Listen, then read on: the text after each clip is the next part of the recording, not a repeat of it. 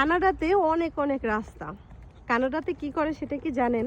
বাড়ি কেনার আগে আগে রাস্তা ঠিক করে দেয়, এবং কি বাড়ি যারা কিনে তার আগে তাদের চলার জন্য রাস্তা আগে ঠিক করে।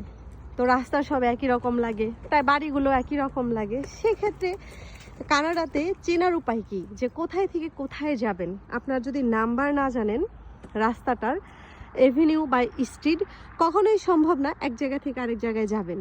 আর বাসার নাম্বার না দিলে তো আপনি বাড়িই চিনবেন না যে আপনি কোন বাড়িতে যেতে চাচ্ছেন।